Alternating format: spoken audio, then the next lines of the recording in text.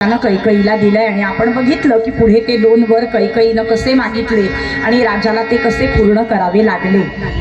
आणि आता 3ही राण्यांच्या महालातून राजा दशरथ बाहेर पडतोय। 3ही राण्यांचे दिवस भरत आले आणि राजा दशरथ आतुरतेने वाट बघतोय, कारण कौसल्या मातेला बघितल्यानंतर तिच्या चेहऱ्यावरचं तेज दिवसेंदिवस वाढत चाललेलं आहे आणि ते तेज बघून राजा दशरथाला कळतंय की निश्चितपणे भगवंताचा अंशच आपल्या उदरी जन्माला येणार आहे आणि आपल्या उदरी जन्माला येऊन तो या धरणी मातेचं दुःखही हलकं करेल। सगळ्या देवाधिदेवांना सुद्धा आनंद झालेला आहे की आता भगवंताचा अवतार होईल, धरणी मातेचं दुःख हलकं होईल, रावणाचा वध होईल। हा सगळा विचार करून देवाधिदेव सुद्धा आनंदित झालेले आहेत आणि विचार करतायत की कधी एकदा तो भगवंत आपल्यासाठी अवतार धारण करेल।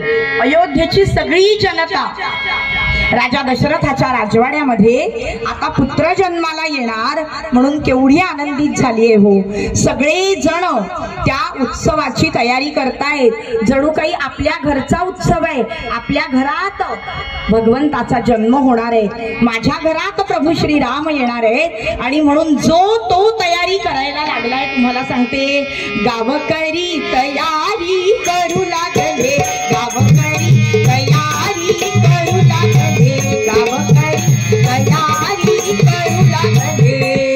त्या भगवंताच्या स्वागताची तयारी, प्रभू रामरायांच्या जन्माची तयारी सगळेजण करतायत। गावकरी तयारी करू लागले, गावकरी तयारी करू लागले। भगवंताच्या स्वागताची तयारी जणू काही आपल्या घरचा उत्सव आहे असे सगळे जण तयारी करतायत उत्साहाने आनंदाने। गुलाल बुक्का उधळीत आली पालखी गावात, गुलाल बुक्का उधळीत आली पालखी गावात, आली पालखी गावात। नैवेद्याची ताटे सजली, नैवेद्याची ताटे सजली, गावकरी तयारी करू लागले, गावकरी तयारी करू लागले।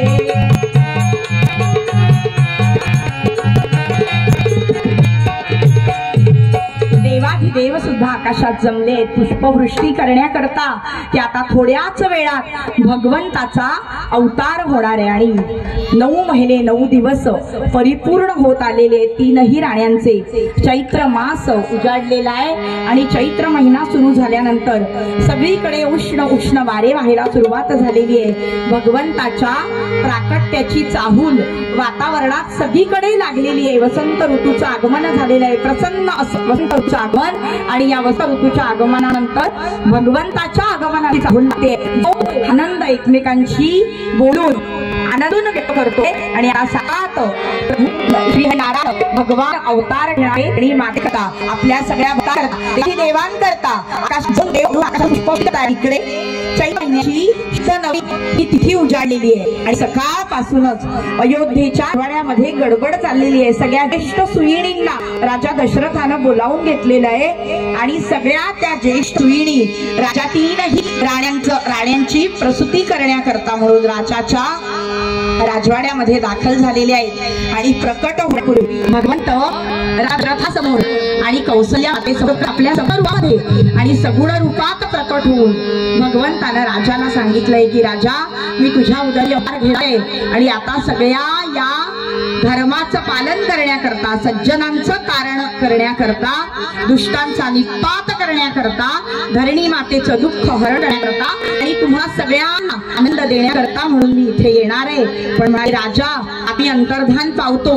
मग दशरथ राजा म्हणाला भगवंताला आणि भगवंत म्हणताय की राजा, अरे जा आता बाहेर जाऊन सांग की मी जन्माला आलोय। तेव्हा भगवंत छोट्या रूपात जन्माला येणार आहेत पण तसेच आहेत। राजा म्हणतात की अरे बाहेर जाऊन सांगायचं म्हणजे तुला बाळ रूप नको खायला। मग म्हणाले की ठीक आहे, मी बाळ रूप धारण करतो। मग छोटंसं रूप भगवंतानं घेतलं पण म्हणाले, अरे तुझा हा नेसलेला ही सगळी राजवस्त्र, तू सगळी घातलेली भगवंताची वस्त्र, ही वस्त्र काढून ठेव, जन्माला येणारं बाळ काय असे कपडे घालून जन्माला येतं का? मग म्हणाले ठीक आहे, ते कपडे नाहीसे केले. मग सगळे दागदागिने, ते दागदागिनेही काढून ठेव म्हणाले, तेही काढून ठेवलेत भगवंतानं. मग म्हणाले राजा जा, जन्म दशरथ राजा म्हणतोय देवा जन्माला बाळाला असे 32 दात असतात का? ते म्हणाले दात नाहीसे करा, झालेल्या बाळाला एकही दात नसतो. तेव्हा भगवंतानं आपले ते दातही मग नाहीसे केले, बाळ रूप धारण केलंय. आणि यथावकाश चैत्र शुद्ध नवमीच्या दिवशी भर दुपारी माध्यान्नी सूर्य डोक्यावर आलेला असताना मंडळी शुभ अभिजित राजा दशरथच्या अयोध्येमध्ये राजा कौशल्याने अवतार केलाय. चैत्र शुद्ध नवमीच्या दिवशी अयोध्येमध्ये हा भगवंताचा अवतार आलाय.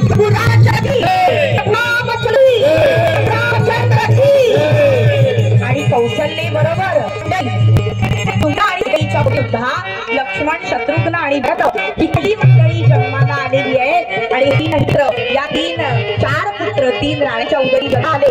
श्रीकडे आनंदी आनंद झालाय. आकाशातून देव पुष्पवृष्टी करतायत आणि हा नागरिकाचा आनंद साजरा करण्याकरता येतो. आता कुणीही उठू नका, सगळ्यांनी आरती नंतर गुलाल आणि फूल भगवंताला वाहा. आता कुणीही उठून येऊ नका, सगळ्यांनी आपल्या आपल्या जागेवरच बसा. आता कुणीच जागेवरून उठू नका. सगळ्यांना आरती झाल्यानंतर इथे दर्शन घ्यायला मिळणार आहे. सगळ्यांनी आता बसून घ्या.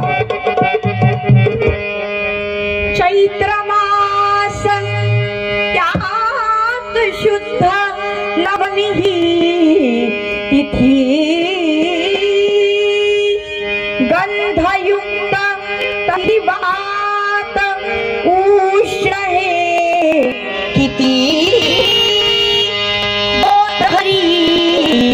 आरशी सूर्य थांबला राजन लागत राम जन्मला राजन लागत राम जन्मला राम लागत राम जन्मला.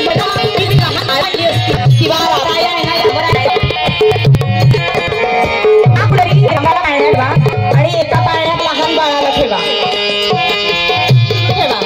राम जन्मला राम जन्मला राम जन्मला